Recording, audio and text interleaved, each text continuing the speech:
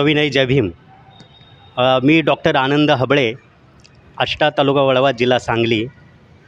आज Lord Buddha T V चॅनलच्या वतीनं मला या ठिकाणी आपल्यासमोर बोलण्याची सुवर्ण संधी दिली, त्याबद्दल कोल्हापूर जिल्ह्याचे लॉर्ड बुद्धा टी व्ही चॅनलचे प्रतिनिधी आदरणीय जिरगे साहेब आणि सर्वच संयोजकांचं आणि त्याचबरोबर प्रतिनिधींचं या ठिकाणी मी मनपूर्वक त्यांना धन्यवाद देतो.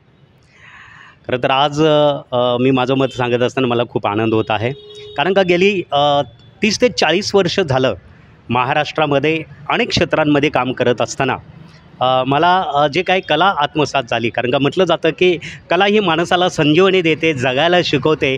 तथागत भगवान गौतम बुद्धांच्या खरं धम्मपदामध्ये सुद्धा त्या ठिकाणी सांगितलेलं आहे, कारण का प्रत्येक माणसाजवळ कला ही असलीच पाहिजे.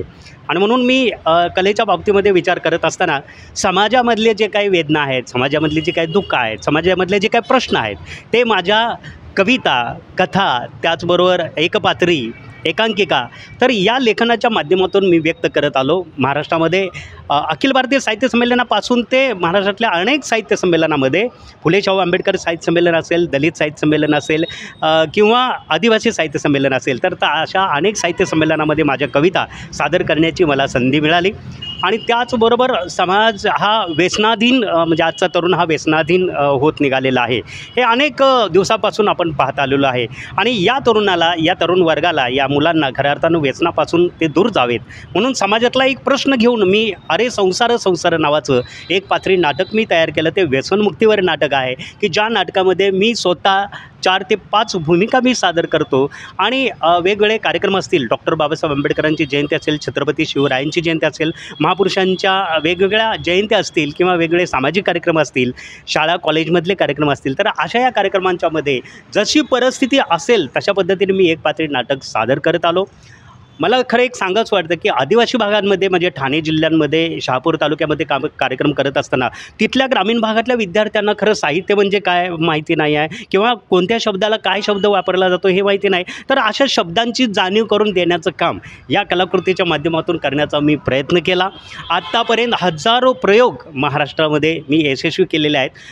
तसं तर त्या प्रयोगासाठी, त्या कार्यक्रमासाठी मी कुठल्याही प्रकारचं असं बाबा मला एवढे मानधन द्या, मला एवढी रक्कम द्या, असं काही नाही. मला काय काय ठिकाणी नुसता चहा जरी दिला तरी त्याच्यावरती समाधान मानून मी पुढे गेलेलो आहे. कोणत्याही प्रकारची अपेक्षा न करता समाजामध्ये या कार्यक्रमाच्या माध्यमातून जनजागृती करण्याचं काम मी केलेलं आहे.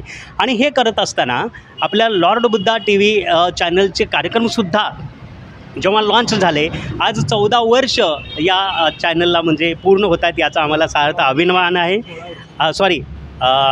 आज लॉर्ड बुद्धा टी व्ही चॅनलला 16 वर्ष पूर्ण होत आहेत, याचा आम्हाला सार्थ अभिमान आहे.